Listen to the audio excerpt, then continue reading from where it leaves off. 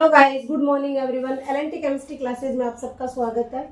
हम यहाँ पर 11th क्लास की केमिस्ट्री पढ़ रहे थे। उसमें फर्स्ट चैप्टर हमने स्टार्ट किया था, रसायन विज्ञान की मूलभूत अवधारणा के बारे में अपन पढ़ रहे थे और उसमें हमने स्टार्ट किया था रासायनिक संयोजन के नियम। आज हम यहाँ पर पढ़ेंगे मोल संकल्पना के बारे में, जो एग्रीकल्चर केमिस्ट्री और एनसीईआरटी 11th केमिस्ट्री दोनों के लिए ही इम्पोर्टेंट है और एक बहुत ही अच्छा इम्पोर्टेंट टॉपिक है जो नीट जेईई के लिए भी काफ़ी ज़्यादा महत्वपूर्ण है, जो आज अपन आज शुरू करेंगे यहाँ पर। ठीक है, आज हम शुरू करेंगे मोल संकल्पना।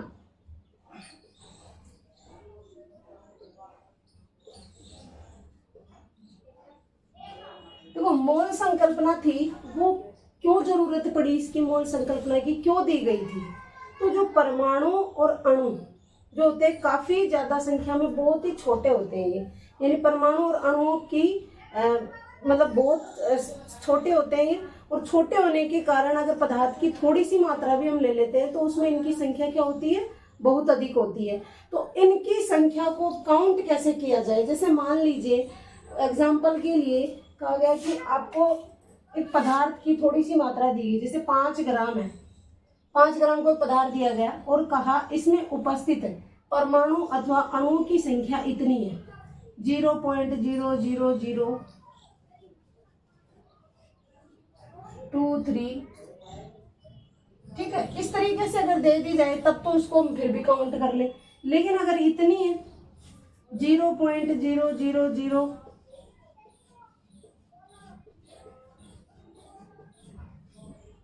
ठीक है, तो अगर इतनी बड़ी संख्या है पदार्थ की थोड़ी सी मात्रा में परमाणु, यानी इससे भी ज्यादा होती है, परमाणु या अणुओं की संख्या इससे भी ज्यादा होती है 5 ग्राम पदार्थ के अंदर ही, तो ऐसे एक समस्या उत्पन्न हो गई कि पदार्थ की थोड़ी सी मात्रा में अगर परमाणु और अणुओं की संख्या इतनी ज्यादा है तो अगर अपने को थोड़ी सी अधिक मात्रा दे दी जाए तो उनकी संख्या बहुत ज्यादा हो जाएगी, तो उनको गिनना क्या हो जाएगा, मुश्किल। तो इस समस्या को दूर करने के लिए क्या दी गई थी, मोल संकल्पना। ये मोल संकल्पना जो थी, इसमें कहा गया कि मोल जो है उसको एक यूनिट माना गया। मोल को क्या माना गया, एक इकाई। मोल को एक इकाई माना गया और कहा गया कि किसी भी पदार्थ का एक मोल उसकी वह मात्रा है जो हमें ये बताती है कि उस पदार्थ के एक मोल में परमाणुओं की संख्या उतनी ही होगी जितनी कार्बन 12 समस्थानिक के ठीक 12 ग्राम में परमाणुओं की संख्या होती है। क्या कहा मोल संकल्पना के अंदर, यानी मोल संकल्पना के थ्रू मोल को परिभाषित किया गया। तो क्या कहा गया उसमें कि किसी पदार्थ का मोल, किसी पदार्थ का एक मोल उसकी वह मात्रा है, उसकी वह मात्रा है जो यह बताती है कि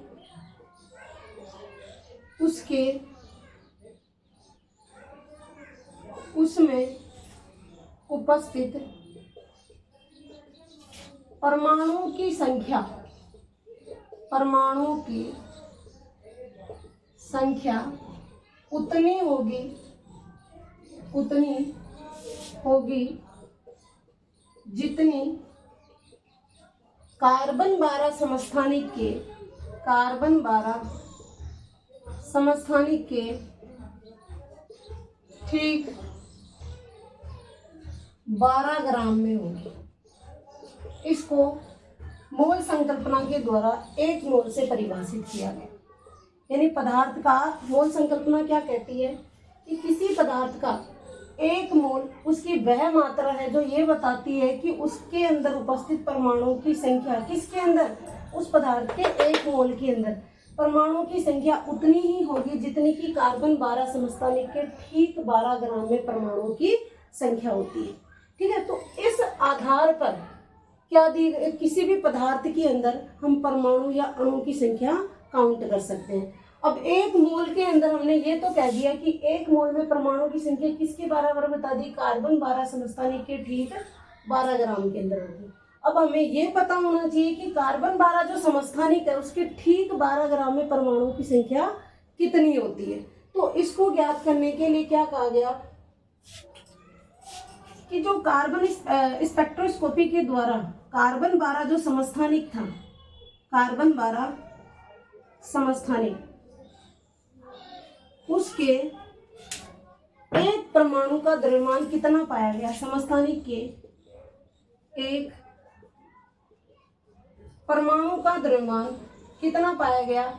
1.9926 गुना 10⁻⁻23। जब अपने स्पेक्ट्रोस्कोपी के द्वारा अध्ययन किया गया तो जो कार्बन 12 समस्थानिक था उसके एक परमाणु का द्रव्यमान हमें इतना मिला, और कार्बन 12 समस्थानिक के एक मोल का द्रव्यमान, यानी कार्बन 12 समस्थानिक के एक मोल का द्रव्यमान कितना प्राप्त हुआ? 12 ग्राम। यहाँ तक समझ में आया आपके? यानी कि एक मोल को परिभाषा, एक मोल में संख्या कितनी बताई परमाणु की? कार्बन 12 समस्थानिक के ठीक 12 ग्राम में जितने परमाणु होते हैं उतने। अब इसको हमने कैसे ज्ञात किया कि कार्बन 12 समस्थानिक के ठीक 12 ग्राम में परमाणु की संख्या कितनी होती है? तो जब स्पेक्ट्रोस्कोपी के माध्यम से अध्ययन किया गया तो हमने क्या पाया कि जो कार्बन 12 समस्थानिक है उसके एक परमाणु का द्रव्यमान तो इतना होता है 1.9926 गुना 10⁻⁻23, और एक मोल का जो द्रव्यमान था वो कितना प्राप्त हुआ? 12 ग्राम। अगर आपके पास किसी भी वस्तु के टोटल वेट पता है और जितने परमाणु हैं उनका टोटल वेट पता है और किसी एक परमाणु का वेट पता है आपको, तो क्या उससे परमाणु की संख्या ज्ञात की जा सकती है? अगर हम इस एक मोल के द्रव्यमान में इस एक परमाणु के द्रव्यमान का भाग दे दें तो हमें एक मोल में परमाणु की संख्या का क्या लग जाएगा? पता। अर्थात हम ये कहना चाहते हैं कि एक मोल जो है किसके बराबर होगा?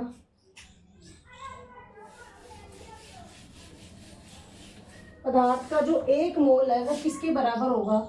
एक मोल बराबर होगा एक मोल कार्बन 12 समस्थानिक के एक मोल का द्रव्यमान बटे में क्या आ जाएगा आपका? कार्बन 12 समस्थानिक के एक परमाणु का द्रव्यमान, एक परमाणु का द्रव्यमान। कितनी वैल्यू है इसकी? तो देखो इस वैल्यू को पुट कर दो यहाँ पर, तो एक मोल बराबर हो जाएगा आपके पास, एक मोल बराबर, एक मोल का द्रव्यमान कितना है? 12 ग्राम। तो 12 बटे में क्या आ जाएगा? एक परमाणु का द्रव्यमान कितना? 1.9926 गुना 10⁻⁻23। तो 1.9926 गुना 10⁻⁻23। जब आप इसका भाग इसमें दोगे तो आपके पास कितनी वैल्यू आएगी? 6.023 इंटू 10⁻⁴ यानी पदार्थ का जो कार्बन 12 समस्थानिक है उसके ठीक 12 ग्राम में परमाणु की संख्या कितनी हो गई? 6.023 गुना 10⁻23 हो। तो एक मोल की वैल्यू कितनी आ गई आपके पास? 6.023 गुना 10⁻23। तो एक मोल समझ में आया? मैं दोबारा से बता देती हूँ आपको मोल संकल्पना क्यों दी गई थी। क्योंकि जो पदार्थ थे उसके अंदर परमाणु और अणुओं की संख्या क्या थी? बहुत ही ज्यादा थी। क्यों? क्योंकि उनका आकार बहुत ही छोटा होता है, छोटा होने के कारण थोड़ी सी मात्रा में भी उनकी संख्या बहुत अधिक होती है। अब इनकी संख्या को काउंट करना मुश्किल था, इसलिए समस्या को दूर करने के लिए कौन सी संकल्पना दी गई? मोल संकल्पना। मोल संकल्पना के अंदर मोल को एक इकाई माना गया और उसे परिभाषित कैसे किया गया कि किसी पदार्थ का एक मोल उसकी वह मात्रा है जो हमें क्या बताती है कि एक मोल में उपस्थित परमाणुओं की संख्या उतनी ही होती है जितनी कि कार्बन 12 समस्थानिक के ठीक 12 ग्राम में होती है। ठीक है, ये एक मोल को परिभाषित किया। फिर हमने 12 ग्राम में परमाणु की संख्या ज्ञात की। कैसे ज्ञात की? स्पेक्ट्रोस्कोपी के माध्यम से हमने कार्बन 12 समस्थानिक के एक परमाणु का द्रव्यमान ज्ञात किया गया। फिर कार्बन 12 समस्थानिक के एक मोल का द्रव्यमान 12 ग्राम था और एक परमाणु का द्रव्यमान इतना था। अब हमारे पास टोटल द्रव्यमान आ गया एक मोल का और एक परमाणु का द्रव्यमान। फिर हमने एक मोल बराबर क्या लिखा? कार्बन 12 समस्थानिक के एक मोल का द्रव्यमान बटे में कार्बन 12 समस्थानिक के एक परमाणु का द्रव्यमान। हमने वैल्यू पुट की, पुट करने पर हमारे पास कितना आता है 6.023 गुणा 10 की पावर 23। तो एक मोल की वैल्यू कितनी प्राप्त हो गई, इतना। ठीक है, इसका स्क्रीनशॉट ले लो एक बार, फिर मैं आगे और बताती हूँ।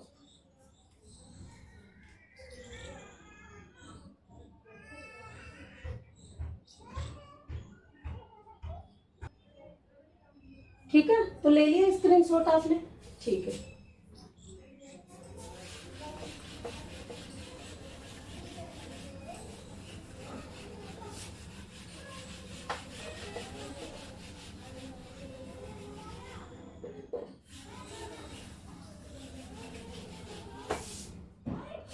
अब देखो एक मोल की वैल्यू आपके पास इतनी आ गई।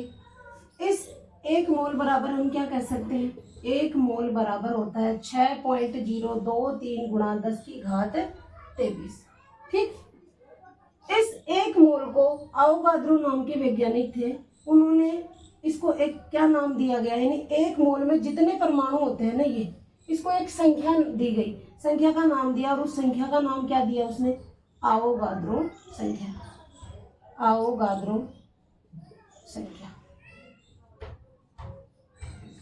यानी पदार्थ का एक मोल है, उसमें उपस्थित कणों की संख्या जो है वो 6.023 गुणा 10 की घात 23 होगी, और इसको क्या कहा गया, अवोगाद्रो संख्या। और इसे किसके द्वारा प्रदर्शित किया गया, एन ए के द्वारा, कैपिटल एन ए के द्वारा।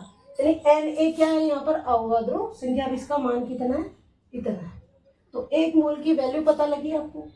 फिर आगे इसने ये कहा कि पदार्थ चाहे आप कोई सा भी ले लो, जरूरी नहीं है आप एक ही पदार्थ की बात करें, पदार्थ आप कोई सा भी ले लो, आयन ले लो, परमाणु ले लो, इलेक्ट्रॉन ले लो, कोई भी यौगिक ले लो, अणु ले लो, कुछ भी XYZ, तो उसका अगर आप एक मोल ले रहे हो तो उस एक मोल के अंदर हमेशा कणों की संख्या इतनी आएगी।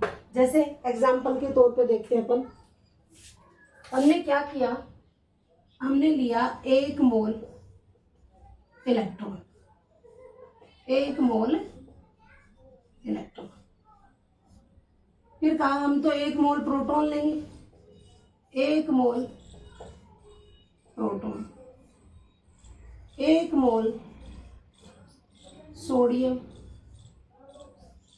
परमाणु, सोडियम ही ले लो, एक मोल परमाणु ले लो, और एक मोल क्या ले लो, अणु, एक मोल अणु। तो आपने एक मोल अणु का लिया, एक मोल इलेक्ट्रॉन का लिया, एक मोल किसका ले लिया, प्रोटॉन का, एक मोल सोडियम का, और एक मोल किसका लिया, परमाणु का।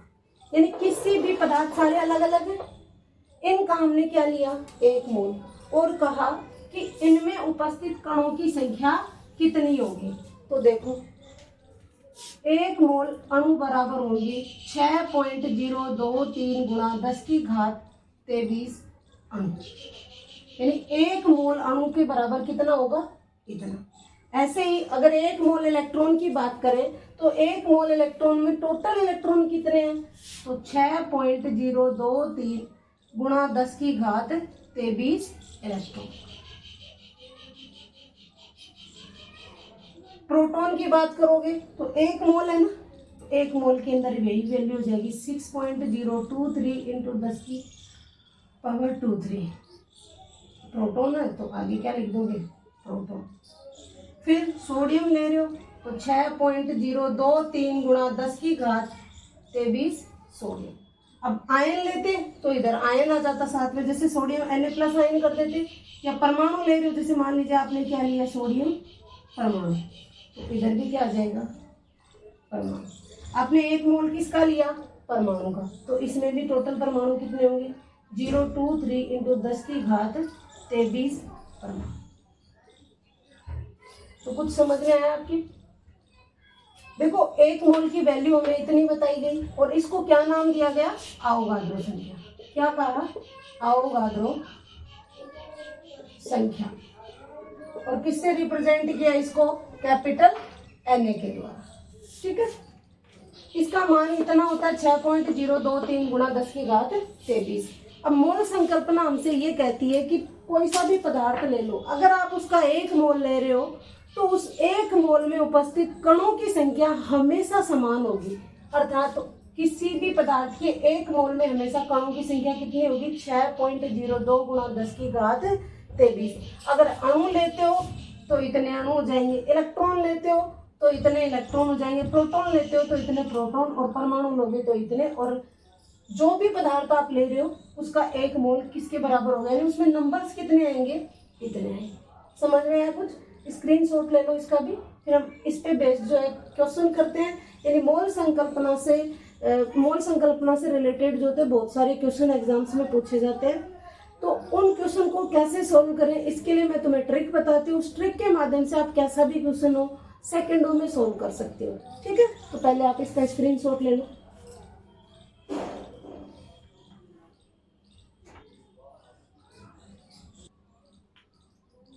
तो ले लिया स्क्रीनशॉट आपने? ठीक है।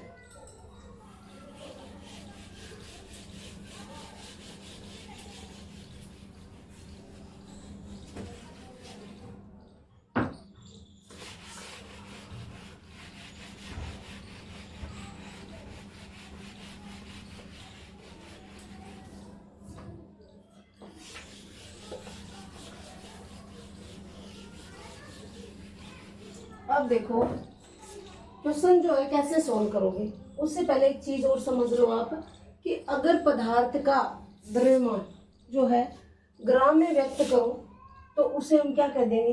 ग्राम द्रव्यमान। जैसे 1 मोल पदार्थ ले रहे हो आप, कोई भी 1 मोल पदार्थ लिया आपने, और इस 1 मोल पदार्थ का जो द्रव्यमान होगा उसे हम क्या कहते हैं? मोलर द्रव्यमान। मोलर द्रव्यमान, अगर इसको 1 मोल के द्रव्यमान को ग्राम में व्यक्त करोगे तो क्या हो जाएगा? आपका मोलर द्रव्यमान। और ध्यान रखना जो मोलर द्रव्यमान होता है ना, मोलर द्रव्यमान वो किसके बराबर होता है? संख्यात्मक रूप में मोलर द्रव्यमान मोलर द्रव्यमान को आप क्या कह सकते हो? अणुभार कह सकते हो, सूत्रभार कह सकते हो। यानी कि संख्यात्मक रूप में मोलर द्रव्यमान को ही आप अणुभार और सूत्रभार भी कह सकते हो। कैसे? देखो इधर, अगर आप सूत्रभार का मतलब है जैसे जो भी आयनिक यौगिक होते हैं ना, जैसे कि NaCl है,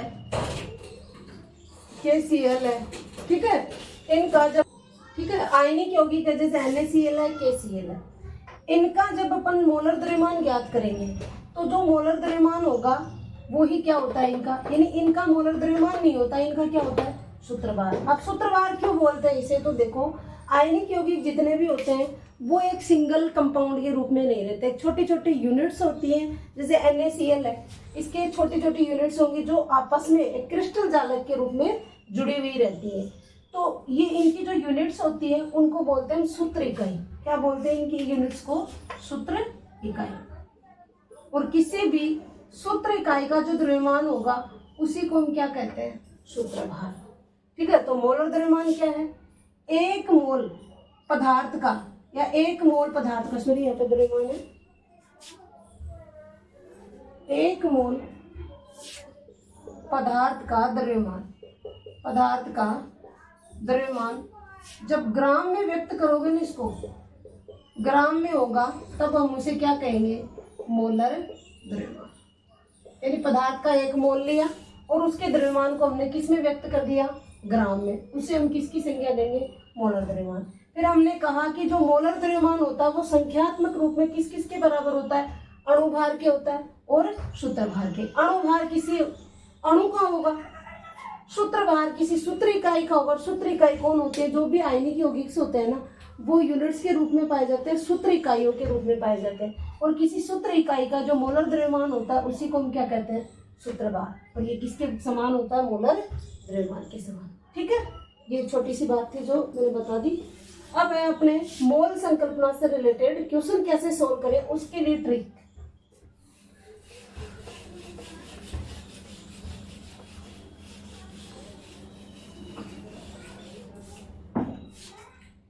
तो उसके लिए जो ट्रिक है वो है कि मोल बराबर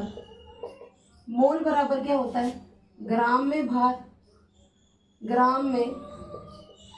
भार बटे अणुभार। बराबर होता है कणों की संख्या अपोन में क्या आ जाएगा Na क्या है अवगाद्रो संख्या और इसकी वैल्यू कितनी है 6.023 गुणा 10 की घात 23। ये किसके बराबर होता है एनटीपी पर गैस का आयतन अपोन में क्या आ जाएगा 22.4 लीटर।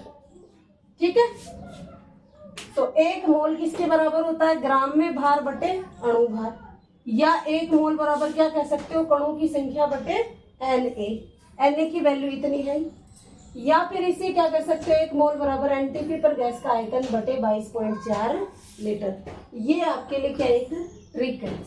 कैसे यूज करोगे इस ट्रिक को, तो देखो अपन क्वेश्चन लेते हैं कि उसके माध्यम से अपन इस ट्रिक का यूज करेंगे।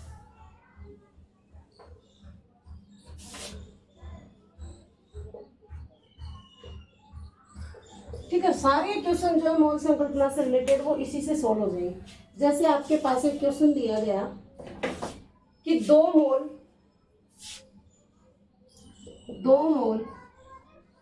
CO2 में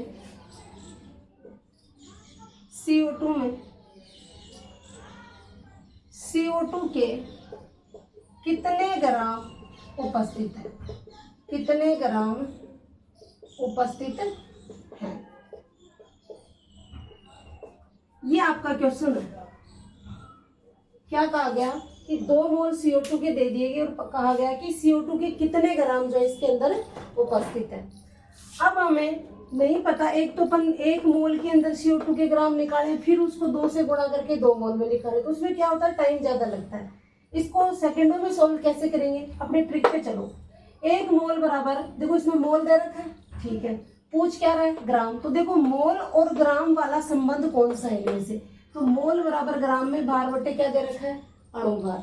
तो हमें इन रिलेशन को यूज ना करके कौन सा रिलेशन यूज करना है ये वाला। तो ठीक है, 1 मोल बराबर होता है ग्राम में भार बटे अणु भार।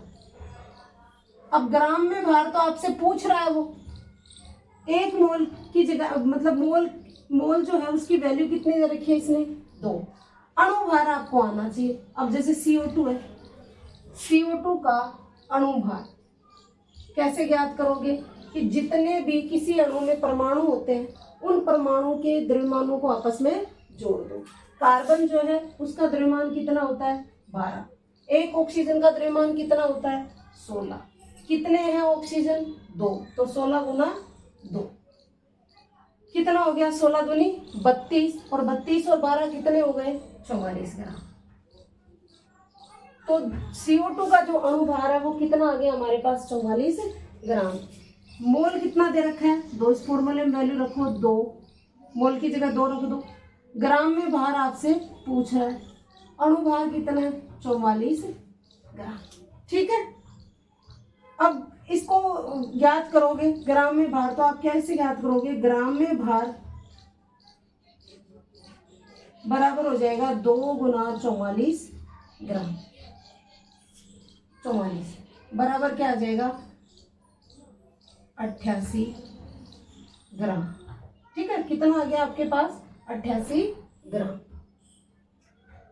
तो ये वैल्यू आ गई आपके पास, ग्राम में भार कितना आ गया CO2 का 88 ग्राम। यानी 2 मोल CO2 लेते हो तो उसमें CO2 के ग्राम कितने होंगे 88 ग्राम। एक बार फिर से चेक कर लो आप इसको, 2 मोल CO2 में CO2 के ग्राम पूछे, हमने ग्राम और मोल में रिलेशन बताने वाला फॉर्मूला यूज किया ये, तो मोल बराबर होता है ग्राम में भार बटे अणु भार। तो हमने ग्राम में भार हमसे पूछा गया है, अणु भार हमने CO2 का ज्ञात कर लिया इस तरीके से, मोल की वैल्यू दे रखी है 2, हमने वैल्यू पुट की तो हमारे पास कितना आया 88 ग्राम। तो हम कह सकते हैं कि 2 मोल CO2 में CO2 कितनी प्रेजेंट है 88 ग्राम। ऐसे ही अपन और भी क्वेश्चन इस ट्रिक से रिलेटेड और भी क्वेश्चन सोल्व करेंगे। आप इसका स्क्रीनशॉट ले लो।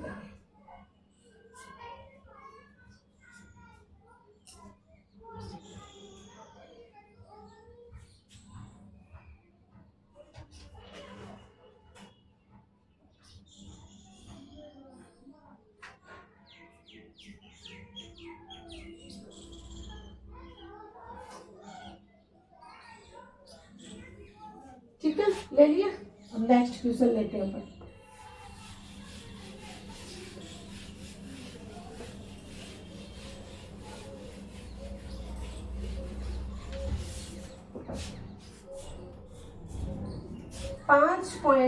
क्वेश्चन है आपका 5.75 ग्राम सोडियम के कितने मोल उपस्थित है? कितने मोल उपस्थित है? यानी कि अब अभी थोड़ी देर पहले तो हमें मोल देकर क्या पूछा गया था? ग्राम। अब क्या दे रहा है वो? ग्राम। और क्या पूछ रहा है? मोल। फॉर्मूला कौन सा यूज होगा? ये वाला। लिखो, मोल बराबर ग्राम में भार बटे अणु भार।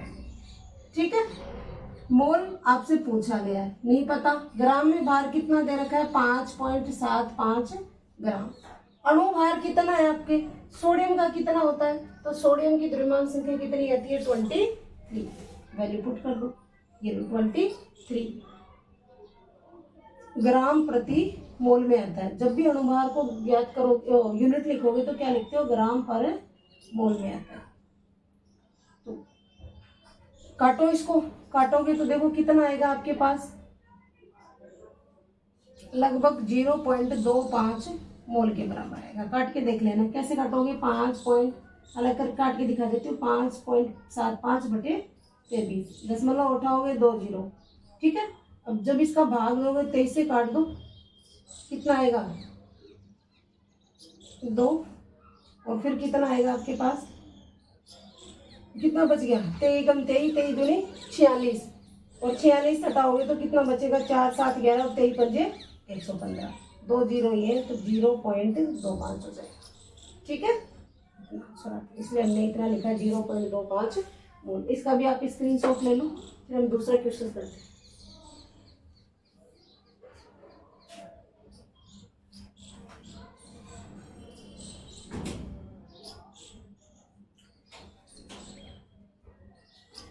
ठीक है, ले लिया स्क्रीनशॉट।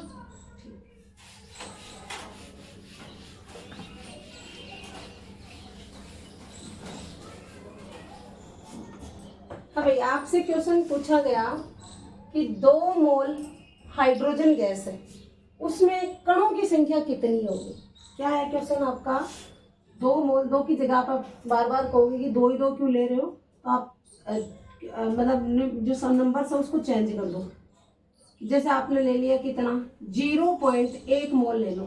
0.1 मोल H2 में कणों की संख्या कह दूं, या फिर इसी को क्या कह दूं? हाइड्रोजन परमाणु की संख्या। हाइड्रोजन परमाणु की संख्या कितनी होगी? कितनी होगी बताओ, कितनी होगी भाई? अब सीधे अपने ट्रिक पे चलो। कौन सा फॉर्मूला यूज करोगे? ग्राम में भार बटे अणुभार। क्या आपसे ग्राम और अणुभार और मोल से रिलेटेड कोई बातें दे रखी? इसमें मोल तो दे रखा है, लेकिन ग्राम के बारे में कोई सूचना नहीं है। फिर देखो इसमें क्या दे रखा है? कणों की संख्या। तो देखो, मोल और कणों की संख्या से रिलेटेड फॉर्मूला कौन सा यूज होगा? ये वाला। तो सबसे पहले तो हमें फॉर्मूला लिखना है। तो मोल बराबर क्या हो जाएगा? कणों की संख्या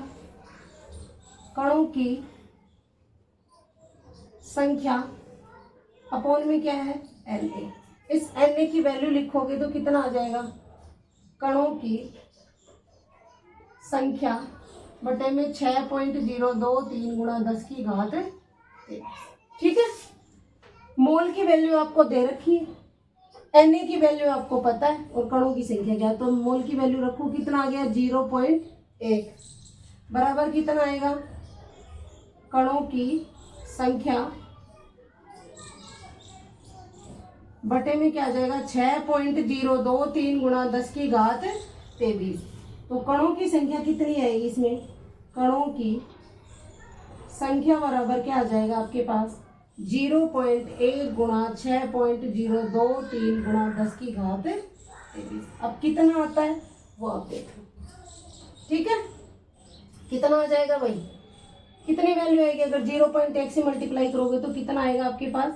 0.1 इधर है तो एक पावर कट जाएगी इसकी, तो इसको क्या लिख दोगे? 6.023 गुणा 10 की घात 22 आ जाएगा। तो कणों की संख्या कितनी हो गई? 0.1 मोल हाइड्रोजन में कितनी? ठीक है, क्योंकि कम तो आनी थी ना। 1 मोल में कितनी होती है? 6.023 गुणा 10 की घात 23। हमने मोल कितना लिया? 0.1 मोल, तो उसका 10वां हिस्सा लिया है, तो एक हिस्सा क्या हो गया इसमें से? बात समझ में आ रही है? स्क्रीनशॉट ले लो, फिर हम नेक्स्ट क्वेश्चन लेते हैं।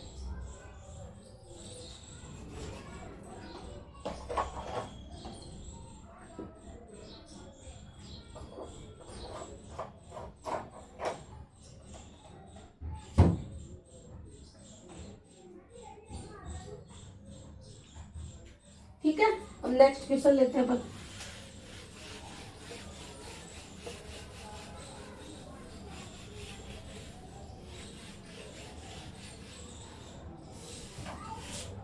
क्वेश्चन है आपका,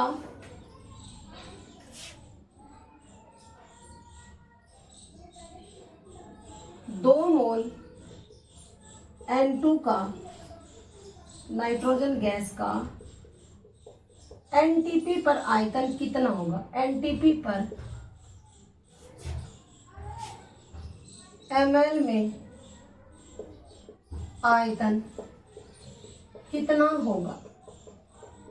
कितना होगा? ठीक है, तो बताओ भाई कितना होगा। सबसे पहले तो क्वेश्चन को पहचानो, क्या क्या दे रखा है? मोल दे रखा है। गैस कौन सी है? नाइट्रोजन। एनटीपी पर आयतन पूछ रहा है, किसमें? ml में। तो देखो एनटीपी पर आयतन और मोल से रिलेटेड कोई फॉर्मूला है इस ट्रिक में? तो देखो कौन सा है? ये लास्ट वाला। पहले इसको लिख दो आप। मोल बराबर क्या होगा? मोल बराबर होगा आपके पास एनटीपी पर गैस का आयतन, गैस का आयतन बटे में क्या आपका? 22.4 लीटर।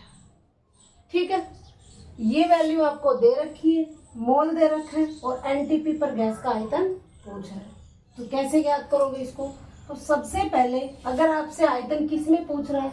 ml में, तो इस लीटर को किस में बदल लो? या तो ml में बदल लो, या फिर आंसर अपना किस में निकाल लो? लीटर में, और फिर जो लीटर आ जाए उसको किस में बदल लेना? ml में, जैसा आपको ठीक लगे। तो देखो मोल की वैल्यू रख दो, कितनी है? 2।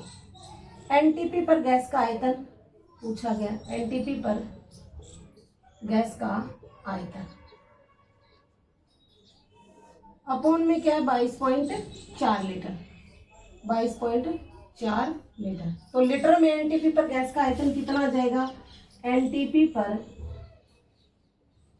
गैस का आयतन बराबर होगा 2 गुणा 22.4 लीटर, बराबर हो जाएगा 44.8 लीटर। ठीक है, अब लीटर को किस में बदल लो? ml में। अब लीटर को ml में बदलोगे तो क्या करना पड़ेगा आपको? गुणा करोगे या भाग दोगे?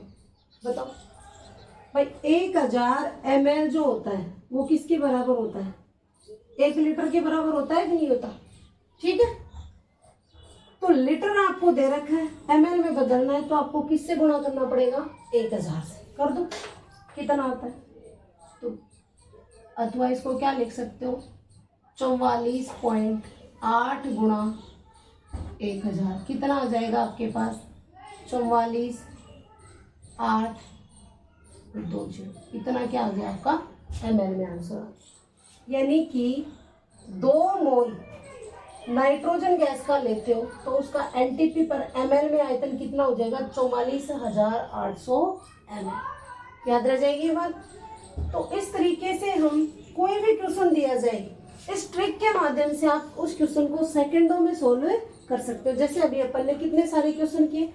आप भी जहां से भी कोई भी क्वेश्चन मिलता है इस मोल संकल्पना से रिलेटेड, उस क्वेश्चन को सोल्व कीजिए और उसमें ट्रिक को काम लीजिए। हर क्वेश्चन में ये ट्रिक आपके काम आएगी। ठीक है, और इसकी सहायता से आप हर क्वेश्चन को सोल्व भी कर सकते हो।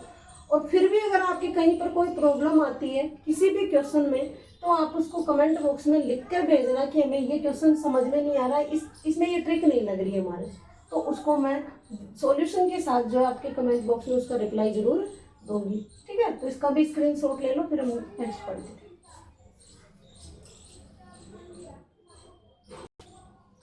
ठीक है, मोल संकल्पना से रिलेटेड ही एक क्वेश्चन और है आपका, वो क्या है देखो इधर, क्या इसमें ये ट्रिक काम आ रही है कि नहीं आ रही। देखो एक तत्व दे रखा है आपको n, बता नहीं रखा वो n क्या है। उस तत्व के एक परमाणु का द्रव्यमान हमें दिया गया है कितना, 3.15 गुणा 10 की घात -23 ग्राम। फिर कहा गया कि इसका परमाणु द्रव्यमान कितना होगा, या ये कहूँ कि इसका मोलर द्रव्यमान कितना होगा इस परमाणु का। ठीक है, एक परमाणु है तो उसका परमाणु द्रव्यमान होगा, ग्राम में व्यक्त करें। अगर अणु होता तो आणविक द्रव्यमान हो जाता, और सूत्र इकाई होती तो उसको क्या कह देते, सूत्र द्रव्यमान। तो देखो कितना होगा, सबसे पहले तत्व M के एक परमाणु का द्रव्यमान कितना है, द्रव्यमान बराबर कितना है, 3.15 गुणा 10 की घात इतना है।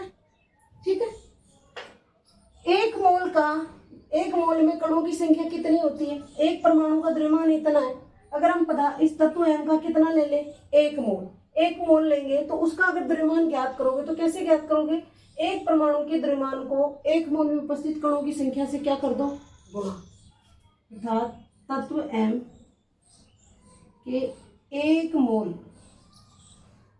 का द्रव्यमान कितना होगा, द्रव्यमान हमने एक मोल लिया, एक मोल में परमाणु कितने, 6.023 गुणा 10 की घात 23, और एक परमाणु का द्रव्यमान इतना है। तो इसकी वैल्यू कितनी आ जाएगी, पहले तो कणों की संख्या लिख दो, 023 गुणा 10 की घात 23।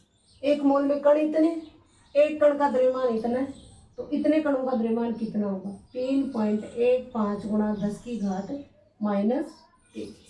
गुणा कर दो, कितना आता है, 10 की घात 23 से 10 की घात 23 क्या हो जाएगा, कैंसिल आउट हो जाएगा।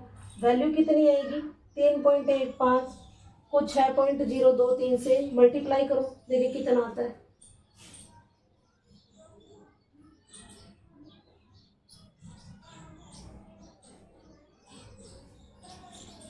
ठीक है, कितना आएगा, 18.969693 इसके आसपास आता है। ठीक है, इतना आ गया। क्वेश्चन देखो अपना क्या पूछा था, परमाणु द्रव्यमान हमने निकाल दिया भाई।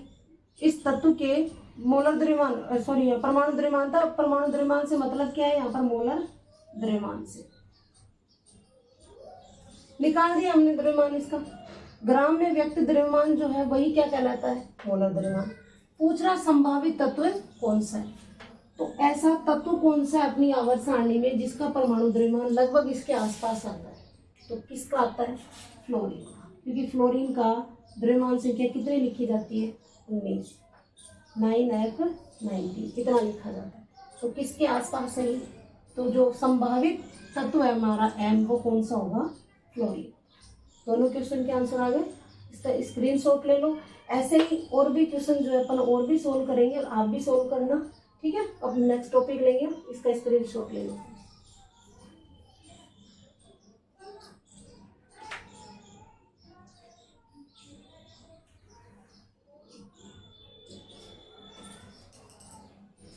ठीक है, ले लिया स्क्रीनशॉट।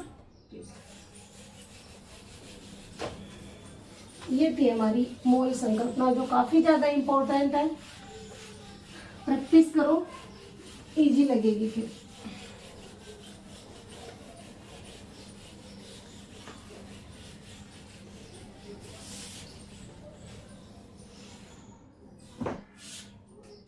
अब है हमारा नेक्स्ट टॉपिक प्रतिशत संगठन। प्रतिशत संगठन, ठीक है, ये क्या है, प्रतिशत संगठन क्या है, यानी कि कोई भी यौगिक दिया जाए, कोई भी अणु दी जाए, उसके अंदर यदि किसी तत्व की प्रतिशत मात्रा पूछी जाती है, वही क्या कहलाता है, प्रतिशत संगठन। तो कैसे डिफाइन करोगे प्रतिशत संगठन को, किसी पदार्थ के 100 ग्राम में किसी तत्व के कितने ग्राम उपस्थित है, वही क्या कहलाती है, उसकी प्रतिशत मात्रा। क्या कह रहे हैं, किसी यौगिक के प्रतिशत संगठन क्या है, किसी यौगिक के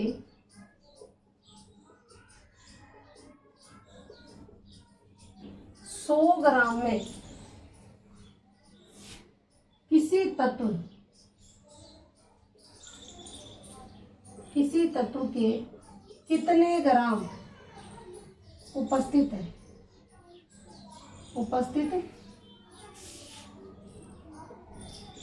यही क्या कहलाता है, उस तत्व का प्रतिशत संगठन। क्या किसे कह रहे हैं हम प्रतिशत संगठन? किसी यौगिक का हमने 100 ग्राम ले लिया, उस 100 ग्राम में उस तत्व का कितना ग्राम उपस्थित है, वही क्या कहलाता है, उस तत्व का प्रतिशत संगठन। जैसे एग्जाम्पल के तौर पे देखो, आपसे कहा गया कि जैसे CO2 है, CO2 अणु है, इस CO2 अणु के अंदर ऑक्सीजन का प्रतिशत संगठन कितना है, ऑक्सीजन का प्रतिशत संगठन अपने को ज्ञात करना है। तो कैसे ज्ञात करो, देखो इसके लिए सूत्र होता है कि तत्व की प्रतिशत मात्रा बराबर तत्व का भार बटे यौगिक या अणु, जो भी दे रखा है आपको, यौगिक दे रखा है, अणु दे रखा है, इसका यौगिक अथवा अणु का कुल भार। ठीक है। अब जैसे हमें CO2 में किसकी प्रतिशतता पूछ रहा है, ऑक्सीजन। तो ठीक है, ऑक्सीजन की प्रतिशत मात्रा बराबर क्या हो जाएगा, इस तत्व का भार कितना है, इसके अंदर एक ऑक्सीजन की द्रव्यमान संख्या कितनी आती है, 16। ऑक्सीजन परमाणु कितने हैं, 2। तो 2 परमाणु का द्रव्यमान कितना हो जाएगा, 32। ठीक है, 32। उस पूरे अणु का कितना होता है, CO2 अणु का, तो देखो 16 दूनी 32, और कार्बन का कितना होता है, 12। अर्थात मैं ये कहूँ इसका 12 प्लस 2 गुणा 16 बराबर कितना हो जाएगा, 44 ग्राम। तो उस यौगिक या अणु का कुल भार कितना है, 44 ग्राम, और गुणा में क्या लगता है, 100। तो गुणा में क्या लगा दो, 100। तो निकाल लो कितना आएगा, काटो देखिए, 2 एकम 2, 2 छिके 12, और 2 दूनी 4, और 2 दूनी 4, क्या आएगा आपके पास, 1600 बटे कितना आ जाएगा, 22। अब इससे डिवाइड कर दो, या तो 2 से फिर से डिवाइड कर लो, 2 8 16, और कितना आ गया, 11। 800 बटे कितना आया, 11। 11 का भाग दे दो, 11 7 कितने होते हैं, 77। 11 7 77। अर्थात मैं ये कहूँ कि ऑक्सीजन की प्रतिशत मात्रा कितनी आ जाएगी अपने पास, 800 बटे 11। 11 7 77, कितने बचे, 3। 11 2 22.8, और 11 7 77। तो लगभग इतनी प्रतिशतता आ जाएगी आपके पास किसकी, यानी कि CO2 में ऑक्सीजन की प्रतिशत मात्रा कितनी है, इतनी। हमने इतनी तो निकाल दी। टोटल परसेंटेज कितना होता है अणु का, 100। क्या हमने जो निकाला वो सही है अपनी वैल्यू, भाई हमारे जो आंसर है क्या वो सही है या गलत है, इसको चेक कैसे करोगे, क्योंकि इसमें 2 ही तो तत्व है अपने पास, एक तो कार्बन और दूसरा क्या है, ऑक्सीजन। ऑक्सीजन की हमने निकाल ली, तो कार्बन की कितनी आनी चाहिए, भाई 72.7 है, तो उसको आप लगभग 73 मान लो। तो 73 मानते हो तो कितने बच गए, 100 में से 23। यानी कि जब हम कार्बन की प्रतिशत मात्रा निकालें तो हमारे पास कितना आना चाहिए, 23। तो वो भी चेक करते हैं, उससे पहले आप इसका स्क्रीनशॉट ले लो एक बार।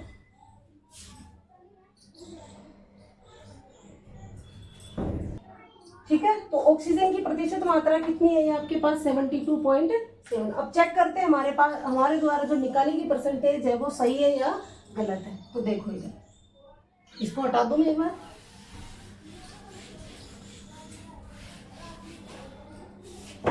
देखो यहाँ पर हम तत्व कौन सा ले रहे हैं, कार्बन। यानी कार्बन की प्रतिशत मात्रा कितनी हो जाएगी हमारे पास, तत्व का भार, कार्बन का कितना भार है, 12 ग्राम भार। यौगिक के अणु का कितना है टोटल, 44 ग्राम। गुणा में क्या लिखना है, 100। काट दो इसको, 4 3 12, 4 एकम 4, और 4 एकम 4, कितना आया हमारे पास, 300 बटे 11। कितना आएगा, 11 दूने 22। ठीक है, 8 बचा, तो 11 7 77, फिर फिर 11 दूने 22 ऐसे समथिंग आ जाएगा। और वो कितना आ रहा था हमारे पास 72.7 के आसपास आ रहा था, ये लगभग 73 था और ये लगभग कितना आ रहा है 27। टोटल मिला के कितना हो गया 100%। इसका मतलब है कि हमने जो प्रतिशतता निकाली थी किसकी, ऑक्सीजन की, वो क्या थी, सही थी। हमारे द्वारा दी गई कैलकुलेशन बिल्कुल सही थी। इसका भी स्क्रीनशॉट ले लो। अभी हम एक क्वेश्चन और लेते हैं।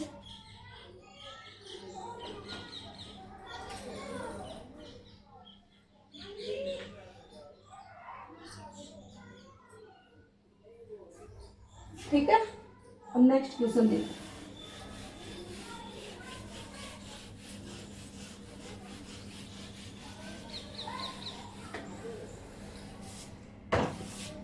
नेक्स्ट क्वेश्चन है हमारा कि ग्लूकोज का एक अणु है हमारे पास C6H12O6 है। अणु में कार्बन, हाइड्रोजन तथा ऑक्सीजन की प्रतिशत मात्रा ज्ञात कीजिए, ज्ञात कीजिए। ठीक है, अब देखो इधर कैसे ज्ञात करोगे, वही सूत्र लगाओ। हमारा सूत्र क्या था, तत्व की प्रतिशत मात्रा बराबर तत्व का भार बटे यौगिक का भार, यौगिक का कुल भार, कुल भार। ठीक है, तो सबसे पहले हम कौन सा तत्व लेते हैं यहाँ पर, जैसे हमने लिया कार्बन, किसकी मात्रा ज्ञात करेंगे, सबसे पहले हम कार्बन तत्व की प्रतिशत मात्रा कैसे ज्ञात करोगे।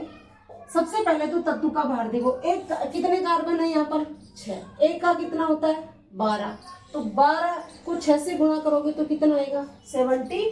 तो जो कार्बन तत्व है उसका भार कितना आ गया 72। और टोटल कितना आता है इसका, तो देखो टोटल कितना आता है C6H12O6 का, इधर निकाल के देख लो C6H12O6, एक कार्बन का 12, 6 का कितना हो जाएगा 72, प्लस में एक हाइड्रोजन का 1, 12 हाइड्रोजन है तो कितना आ जाएगा 12, एक ऑक्सीजन का कितना होता है 16, 6 ऑक्सीजन है तो कितना हो जाएगा 96, टोटल वेट कितना हो जाएगा 180 ग्राम। ठीक है, इतना वेट आएगा किसका, ग्लूकोज का। तो यहाँ पर क्या लिख दो 180, गुणा में कितना लिखना है 100। ठीक है, काटो इसको, कितनी बार करता है, तो देखो 18 से कट जाएंगे, 0 से 0, 18 एकम 18 और 18 चौक कितने हो जाएंगे 72, कितना आ जाएगी हमारे पास प्रतिशत मात्रा 40%। यानी कार्बन अकेला 40% ले गया, तो 60% में कौन बच गया आपका, हाइड्रोजन और ऑक्सीजन। तो देखो यहाँ पर हम किसकी ले, हाइड्रोजन की, हाइड्रोजन तत्व की प्रतिशत मात्रा कितनी हो जाएगी, कितना हाइड्रोजन का वेट 12, टोटल कितना है 180 गुणा में 100, कितना आएगा 0 से 0, 6 दूनी 12 और 6 3 18, 20 बटे कितना आ गया 3, 20 बटा 3 कितना आएगा 3 छिका 18 और पॉइंट 3 छिका का समथिंग आ जाएगा आपका। तो देखो 40 ये आ गया, 6.6 कौन आ गया आपका हाइड्रोजन, टोटल कितना हो गया 46.6, यानी टोटल 47 मान लो लगभग। कितना बच गया आपके पास, लगभग कितना आना चाहिए 53 के आसपास, ये कौन आना चाहिए ऑक्सीजन। तो पहले इसका स्क्रीनशॉट ले लो, उसके बाद हम किसका ज्ञात करेंगे, ऑक्सीजन तत्व की प्रतिशत मात्रा। फटाफट ले लो स्क्रीनशॉट।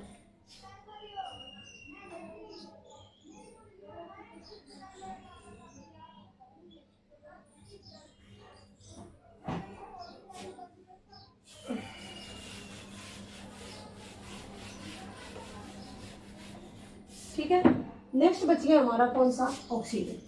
तो ऑक्सीजन तत्व की प्रतिशत मात्रा बराबर क्या आ जाएगा, इसका भार कितना है 96, देखो इधर 96, कुल भार कितना है 180 और गुणा में क्या आ जाएगा 100। देखो काट दो इसको, कितना आना चाहिए हमारे पास 53 के आसपास आना चाहिए, काटो लो छोटी संख्या से काट लो अगर बड़ी सी दिक्कत हो। किससे कट सकता है ये? 3 से कट सकता है। 3 तिया 9 और 3 दूना 6 और 3 छिका 18। फिर इसको काट दो, 2 तिया 6 और ये कितना आ जाएगा 16। 16 का मतलब है कितना बच गया हमारे पास 160। और 160 में 3 का भाग दोगे तो कितना आएगा 3 पंजे 15 और 3 तिया 9, लगभग इतना आ गया हमारे पास। इसका मतलब हमने जो प्रतिशत मात्रा निकाली वो बिल्कुल ही सही थी। तो आज हमने 2 टॉपिक कंप्लीट किए यहाँ पर, एक तो मोल संकल्पना और उससे रिलेटेड क्वेश्चन भी हमने सोल्व किए, काफी क्वेश्चन सोल्व किए। और भी क्वेश्चन जो जहाँ से आपको मिलता है जैसा भी मोल संकल्पना से रिलेटेड, चाहे वो नीट में पूछा गया हो, चाहे जेई में हो, चाहे किसी अदर एग्जाम में पूछा गया हो, उसको सोल्व करना। अगर नहीं होता है तो उसको कमेंट बॉक्स में लिख कर भेजना, मैं उसका जरूर रिप्लाई दूंगी आपको। एक है आपकी ये प्रतिशत संगठन का क्वेश्चन, ठीक है। तो इससे रिलेटेड भी कोई भी क्वेश्चन हो, कोई भी क्वेरी हो आपकी, तो वो जरूर कमेंट में लिख के भेजना। और वीडियो अच्छी लगी हो तो इसे लाइक करना, ज़्यादा से ज़्यादा लोगों को आपके साथ साथ फायदा मिले तो इसके लिए वीडियो को शेयर करना, साथ में चैनल को सब्सक्राइब करो। और अगर आप चाहते हो कि हर वीडियो की नोटिफिकेशन सबसे पहले आपके पास ही पहुंचे, या सबसे पहले आपको इन्फॉर्मेशन मिल जाए कि नेक्स्ट वीडियो जो है अपना आ गया, तो उसके लिए आप साथ में बेल आइकन का बटन है उसे प्रेस कीजिए, ठीक है। तो लगे रहो, अच्छे से तैयारी करो और नेक्स्ट वीडियो हम जल्दी अपलोड करेंगे। तब तक के लिए आप धन्यवाद।